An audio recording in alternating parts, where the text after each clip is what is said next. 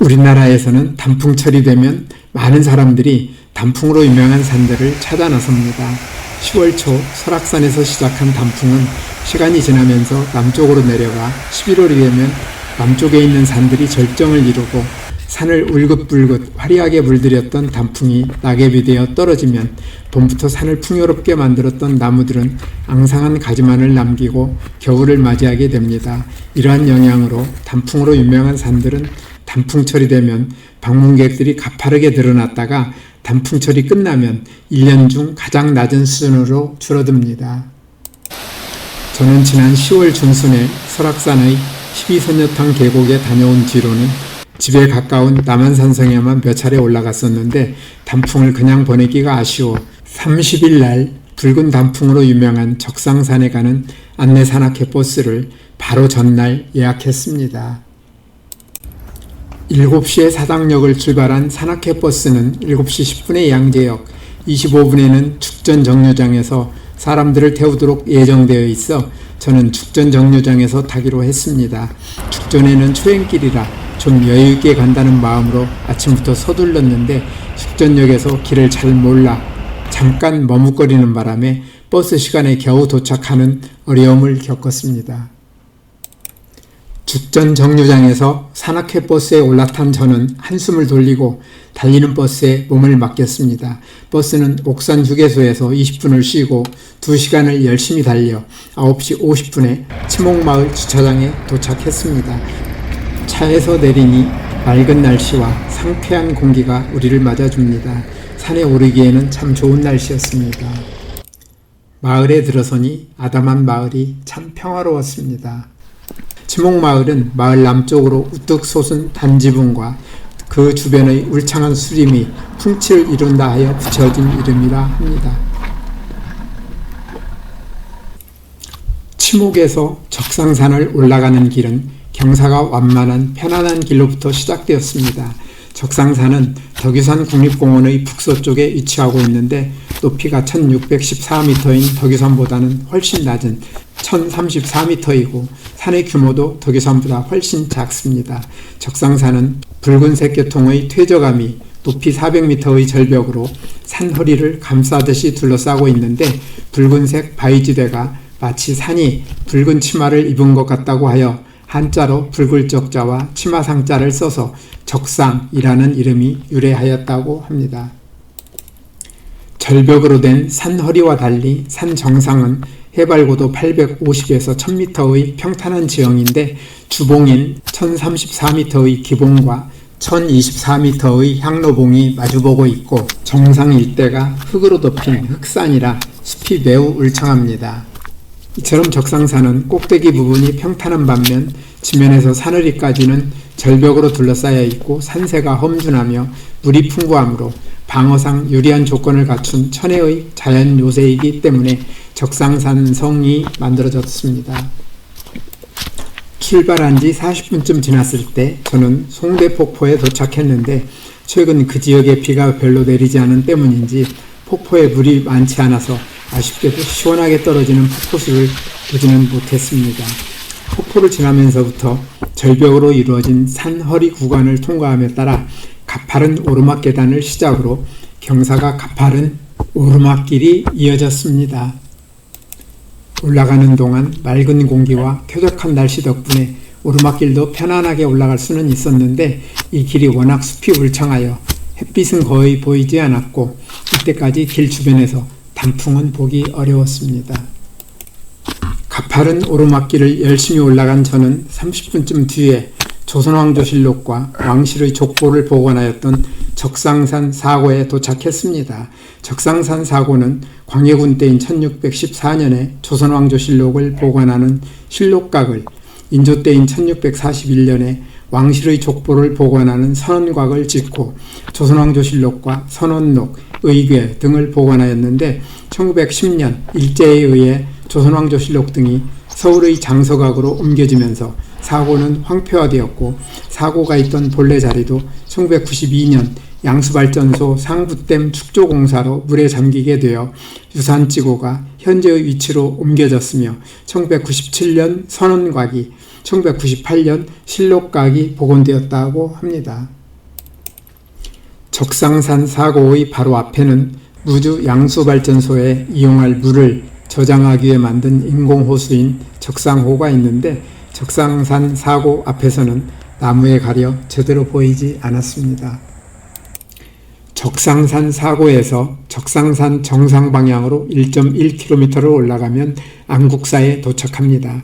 안국사는 임진왜란과 정유재란 때 승병의 병사로 사용되었다고 하는데 무주 양수발전소가 건립될 때 수몰지구로 편입되어 1991년 현재 위치로 옮겨졌다고 합니다. 안국사 바로 앞에는 지난 1965년 사적으로 지정된 적상산성이 남아있는데 지정 면적은 21만 4,975제곱미터, 둘레는 8,134m입니다. 적상산성은 고려 후기 거란이 침입한 후 최영이 이곳에 산성을 쌓기를 건의했으며 조선 세종 때의 채찰사 최윤덕도 보존을 건의한 바 있고 고려 때 거란과 왜구가 침입했을 때 백성들이 이곳에 피난하였다고 합니다. 현재 성벽은 무너져 보존 상태가 별로 좋지 않으며 숲 사이에서 겨우 그 모습을 찾을 수 있고 사각과 기타의 건물들도 그 터만이 남아 있습니다. 안국사의 남서쪽에는 0.5km 떨어진 곳에 고려시대 거란병이 침입했을 때 삼도의 알념사가 피난했던 곳이라는 알념대가 있습니다. 알념대는 수직 절벽 위의 평탄한 바위로 알념대 아래에는 병자호란 때 실록을 옮겨 숨겨두었던 석실이 있으며 이 바위 위에 서면 마이산을 포함하여 적상산 서쪽 지역 산들의 멋진 경치를 즐길 수 있습니다. 알념대에서 멋진 전망을 둘러본 저는 북쪽에 있는 향로봉을 향하여 능선을 따라 이동했는데 중간에 홍수예보시설과 각종 통신시설 운영 등의 목적으로 사용되고 있는 적성산 꼭대기인 1034m의 기봉호 출입을 금지한다는 안내를 보았습니다. 아쉽지만 기봉은 건너뛰고 1024m의 향로봉을 향해 걸어갔습니다. 적상산 기봉에서 향로봉으로 가는 1.5km의 능선길은 걷기에 매우 편한 길입니다. 두 봉우리를 연결하는 능선은 적상산의 산허리와 달리 오르내림도 거의 없고 바위도 거의 없는 흙으로 된 평탄한 지형으로 걷는데 어려움이 전혀 없으며 길 양쪽으로는 키 큰 나무들이 울창한 숲이 이어지기 때문에 편안한 숲속을 산책하는 기분을 느끼게 합니다. 이곳 나무들이 단풍이 예쁘게 들면 단풍 속에서 너무나 기분 좋은 산행이 될 것 같은데 이번에는 안타깝게도 단풍이 제대로 들지 않은 상태에서 잎이 말라버리는 걸 보며 지나가려니 아쉬움이 많았습니다. 적상산 기봉을 올라가지 못하고 건너뛴 지 30분 만에 저는 편안한 능선길을 지나 1024m 향로봉에 도착했습니다. 저뿐만 아니라 누구나 산을 올라가는 사람들은 정상을 밟아보고 싶어 할 것입니다. 적상산뿐만 아니라 우리나라 산들은 군사시설이나 통신시설 등 여러 시설 때문에 정상의 출입을 통제하는 곳이 많은데 주변 멋진 경치를 볼 수 있는 정상에 올라가지 못하면 아쉬움이 남기 마련입니다. 향로봉은 기봉보다 10m가 낮지만 그래도 서쪽 산들을 볼 수 있는 전망이 열려 있어 다행이었습니다. 향로봉에서 향로봉 갈림길까지 700m 길을 돌아오는 동안 예쁜 단풍이 없을까 주변을 열심히 돌아보면서 내려오는데 눈에 띄는 것은 마른 단풍이 전부였습니다. 적상산은 이름이 말해주듯이 붉은 단풍이 유명한 산인데 아무리 둘러보아도 예쁜 단풍을 볼 수 없는 것은 아쉬웠습니다. 향로봉 갈림길에서 서창마을로 내려가는 길에 들어섰을 때 제 마음속에는 전부터 한번 오고 싶었던 적상산을 제대로 둘러볼 수 있어서 대체로 만족스러웠다는 생각과 보고 싶었던 붉은 단풍을 보지 못한 아쉬움이 함께 자리하고 있었습니다. 저는 내려가는 2.8km도 편히 내려가야겠다는 생각으로 내리막길에 들어섰습니다. 향로봉 갈림길에서 서창마을로 내려가는 길은 꽤 경사가 가파릅니다. 향로봉 갈림길이 해발 960m이고 서창마을이 350m이어서 2.8km를 걸어서 높이로 610m를 내려가기 때문에 가파른 내리막길이 이어집니다. 내리막길을 열심히 내려가던 제 눈에 예상하지 못한 장면이 들어왔습니다. 그때까지 주로 말라 비틀어진 나뭇잎들만 보였는데 키 큰 나무들이 우거진 숲속에 어느 순간인가 싱싱한 잎들이 보이기 시작했습니다. 그리고 싱싱한 잎들이 조금씩 연두색을 띠기 시작했습니다. 적상산 단풍은 붉은색이라는 생각만 하고 있던 제 눈에 연두색에 주황색이 조금 섞인 예쁜 색이 눈에 들어왔습니다.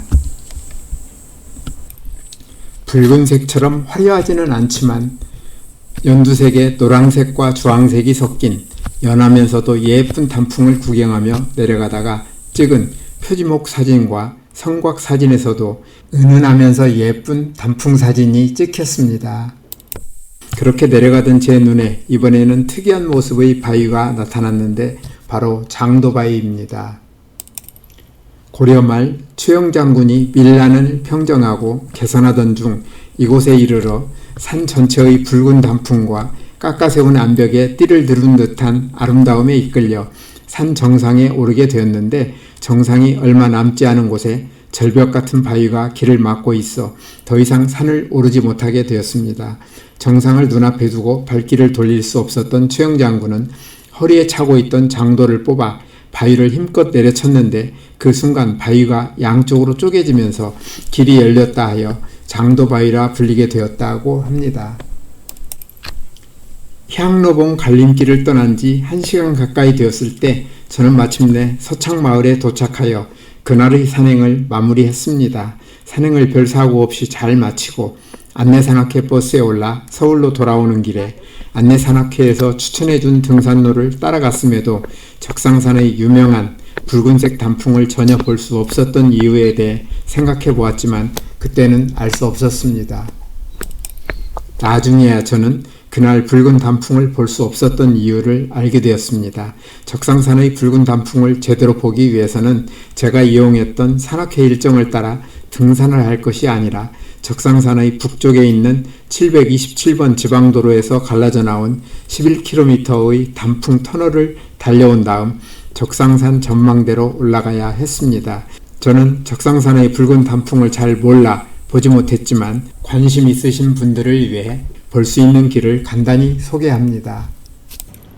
무주읍에서 안성면 죽천리로 가는 727번 지방도로를 따라 5km쯤 가면 안국사 방향으로 가는 도로가 나오는데 이 11km의 도로가 바로 적상산 정상부의 파노라마 단풍을 가장 잘 볼 수 있는 드라이브 코스입니다. 이 도로를 소개한 한 기사에 따르면 차창 밖으로 쏟아지는 노란 은행나무 터널과 붉은 단풍나무 터널이 쉴 새 없이 교차하며 운전자는 마치 살아있는 수채화 속으로 빨려 들어가는 듯한 비현실적인 경험을 하게 된다고 합니다. 드라이브의 종착지는 무주 양수발전소의 상부 저수지인 적상호와 그 끝자락에 자리한 적상산 전망대인데 굴뚝처럼 생긴 독특한 모양의 전망대에 오르면 눈앞에 장엄한 소백산맥과 덕유산의 능선이 거대한 파노라마로 펼쳐진다고 합니다. 우리에게 최고의 기쁨을 주시려고 아름다운 적상산을 만들어주신 분에게 제가 드릴 수 있는 최고의 감사를 드리며 영상을 마칩니다. 오늘도 끝까지 제 영상을 시청해 주셔서 대단히 감사합니다. 다음에 더 멋진 영상으로 찾아뵙겠습니다.